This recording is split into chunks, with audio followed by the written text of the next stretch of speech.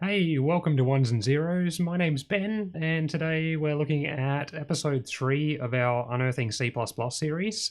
So today we're going to be taking a look at functions and sort of seeing how they can be used in order to prevent us to having to rewrite code multiple times, and how they can help us as far as code reuse and things like that, make life much easier.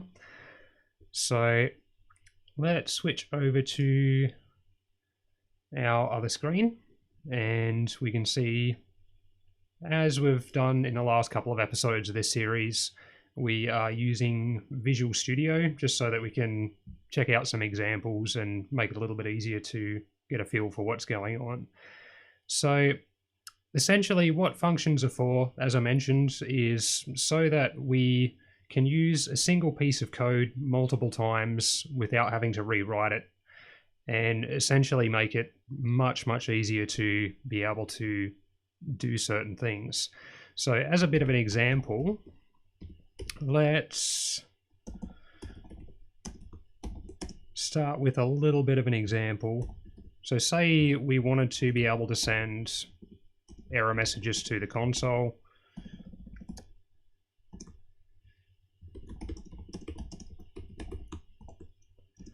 And we'll just pop a rough example in here for the moment. Like so. So say if something happened and we wanted to send out an error, and then say if we wanted to be able to do the same thing again after another couple of lines of code, all of a sudden there's whole chunks of this that are common between these lines. So rather than having to rewrite those particular sections again and again, and say that we just wanted to have a particular error message that's being sent out, and we always want it to say error at the start, we can simplify this a bit by creating a function, and let's call it SendError, and we'll make it so that we can actually provide our function with a C-style string, and that's going to take that in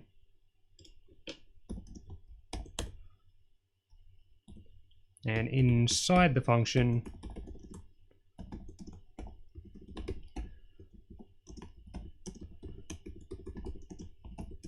we are going to do it like so.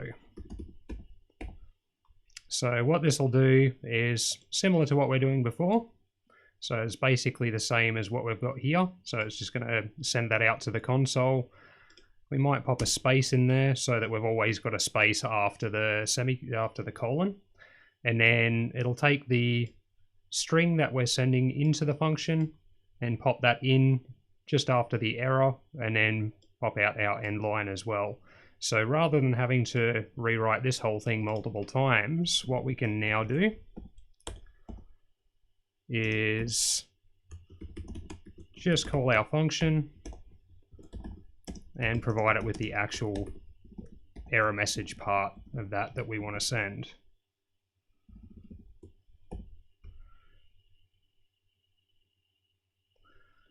Okay, it wants a const char, so we'll just change that over there, which will get rid of that error for us. So it's wanting us to provide a constant there because we're not actually going to be modifying this string inside the function, but we're not going to sort of worry about explaining that too much for the moment. That's something that we'll save a bit more for another day. But essentially, if we run this now, we can see that it's combined together the first part, so the error in capitals with our colon, and then just popped in our string after it and jumped to the next line. So using that, we could then go and reuse that as many times as we want.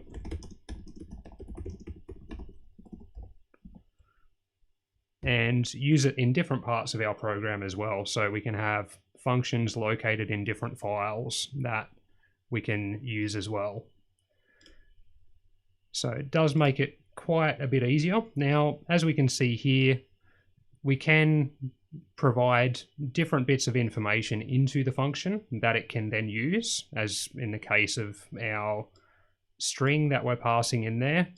And we can pass in multiple different things as well. So say if we wanted to provide it with a number for the particular error as well. So we could provide it with an int with the particular error number and pop that in as well. In fact, what we might do is we'll pop that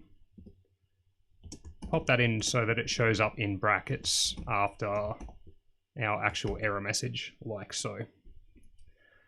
So you can see we've got a red underline on our bracket here now, so it's actually showing us that there is an error there because we're not providing enough pieces of information to the function.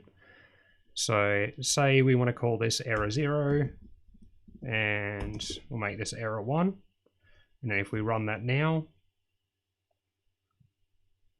we can now see that it's going to format all of that for us. And again, all we have to do is pass that particular function, the particular error string that we want, and the error number. We can also pass bits of information back as well. So we can see here where we've got void, essentially means that it's not passing anything back. We can also make it so that we don't necessarily have to pass any information to the function at all either. So what we can do as an example for that one is we'll create another one and we'll call this get error 0, and we're gonna not pass anything to that one, so we can see it's giving us back an integer, but we're not passing it anything, which is why we've got the void there. So in this case, let's just go return 0, and then rather than putting the 0 in here, we're going to use our get error 0 function like so. And that will do the same as what we got before. And we can see it gives it exactly the same result as we got before. Words aren't working. So that's a couple of sort of examples of how we can do that. Now, the order in which you place the functions within the file also matters. So if we were to take both of these and cut those and put those in after our main function, all of a sudden we're going to run into an error when we try to run this, because it's not going to be able to see the functions that it's trying to call here, because those don't come up until after the main function. So they need to be either defined or declared prior to them being used. Otherwise, the compiler is probably going to have a bit of an issue with it. So if we try and run this now, we can see we're getting build errors. So if we bring up, we can see for all three of where we're calling those functions in main, we're getting the error identify not found.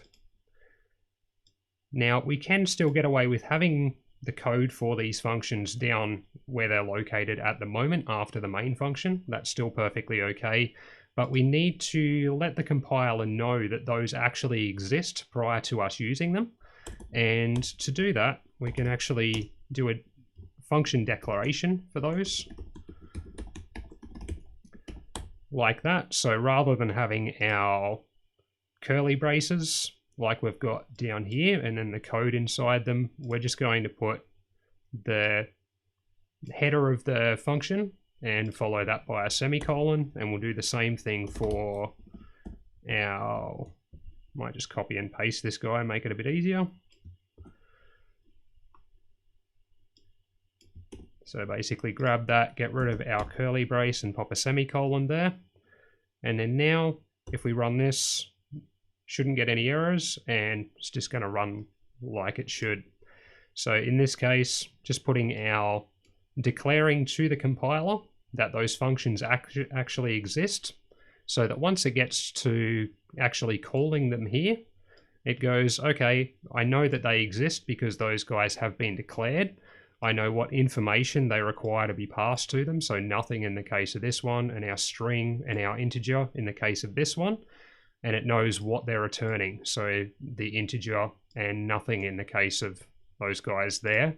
It doesn't need to know what code is actually in those functions at that point, it just needs to know how it needs to work with them. And that then allows us to be able to do the definition of those functions down below, where we can actually put the code in them to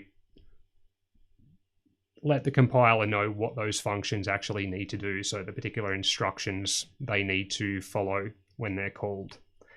So nice short one for the moment. That's just a bit of an introduction to how that works. There is certainly other things that we're going to go into more depth with in future, but I want to try and keep some of these videos in the Unearthing C++ a little bit shorter, so that if you're new to C++ and getting into learning it a bit, then it's not going to be sort of too much.